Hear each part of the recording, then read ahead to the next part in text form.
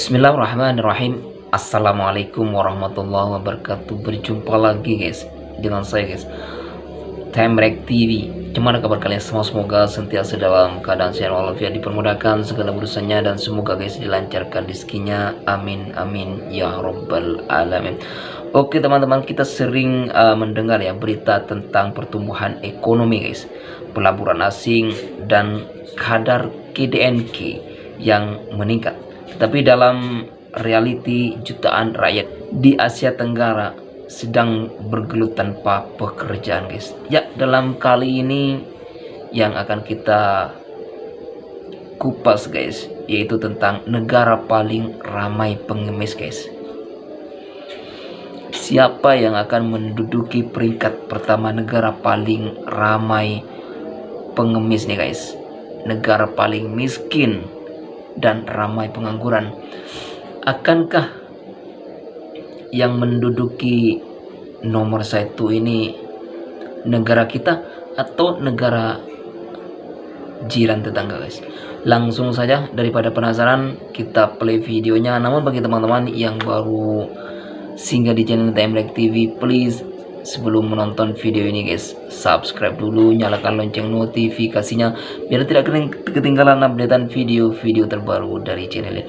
Langsung saja kita play videonya seperti apa, let's go. Kita sering mendengar berita tentang pertumbuhan ekonomi, pelaburan asing, dan kadar KDNK yang meningkat.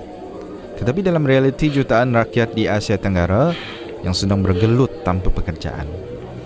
Di sebalik kilang elektronik yang sibuk dan pejabat pencakar langit yang megah, statistik pengangguran mendedahkan jurang sebenar antara angka makroekonomi dan nasib rakyat biasa. Kesan pandemik, automasi, krisis kos sara hidup, serta konflik global seperti perang tarif dan ketegangan AS-China semuanya menyumbang kepada ketidaktentuan pasaran buruh.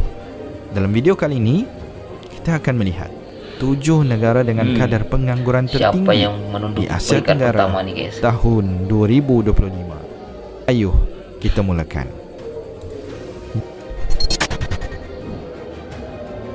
Di tangga ke-7, Thailand.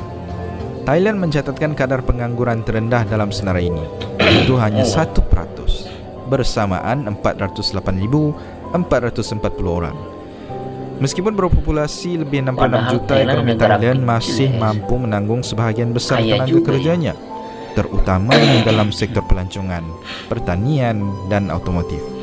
Namun, cabaran baru muncul dengan peningkatan otomasi dan perubahan tren pelancongan pasca pandemik.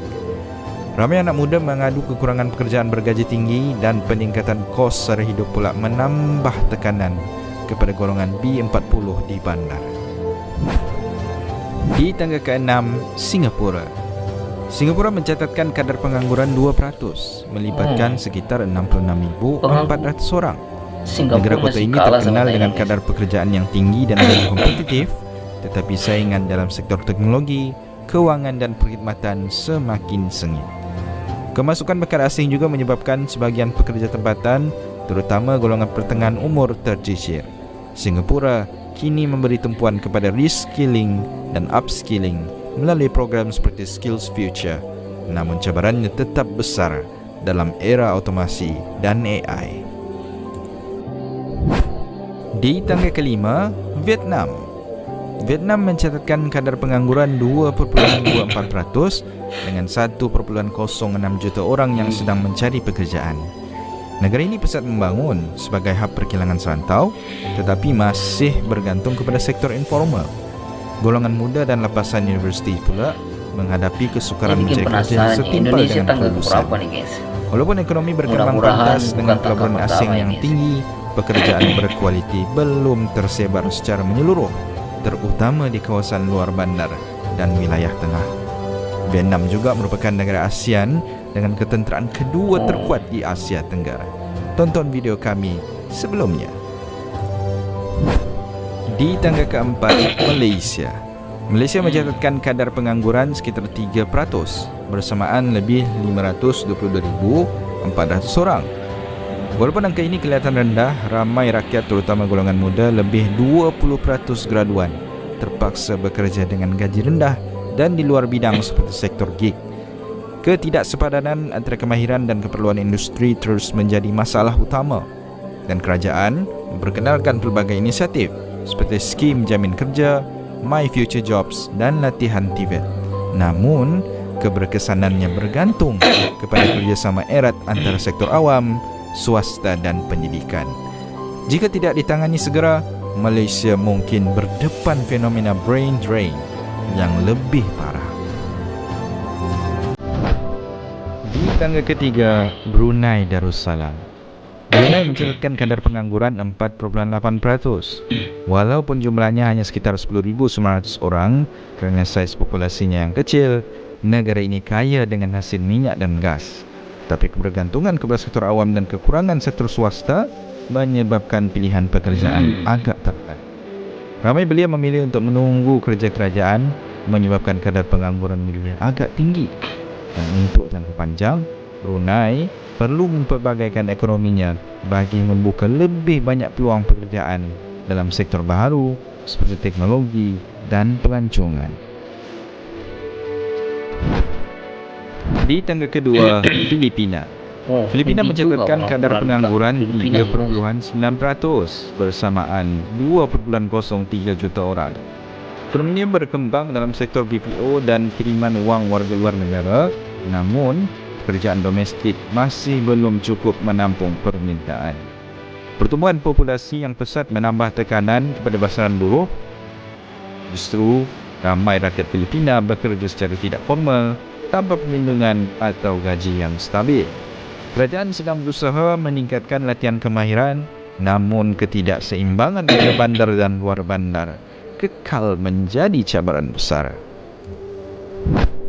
Di tangga pertama, Indonesia. Indonesia mencatatkan kadar pengangguran tertinggi di Asia, bayangkan, yaitu 4.76%, melibatkan seramai 7.28 juta orang.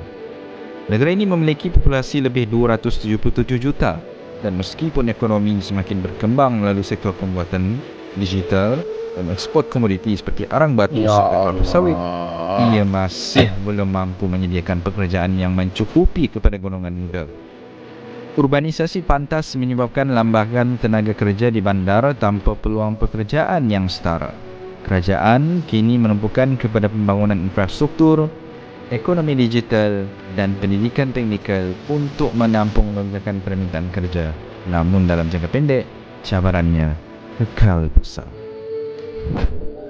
Kesimpulannya, pengangguran bukan sekadar masalah ekonomi. Ia adalah isu sosial dan moral. Adakah kita membina sebuah negara yang benar-benar memberikan peluang kepada rakyat? Dalam era AI dan ketidaktentuan global, ASEAN perlu bergerak sebagai satu suara, memastikan setiap warga ada tempat dalam ekonomi baharu. Jangan biarkan pertumbuhan hanya dinikmati segelintir elit, kerana rakyat adalah asas sebenar kemajuan. Salam Serumpun.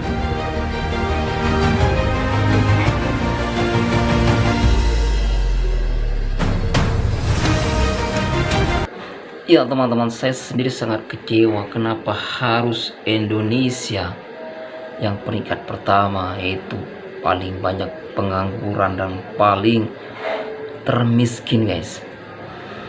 Namun apapun itu, semoga kedepannya ini ya, baik presidennya yang sudah baru, menteri keuangan yang sudah baru, ya setidaknya bisa menekan guys angka pengangguran di Indonesia ini.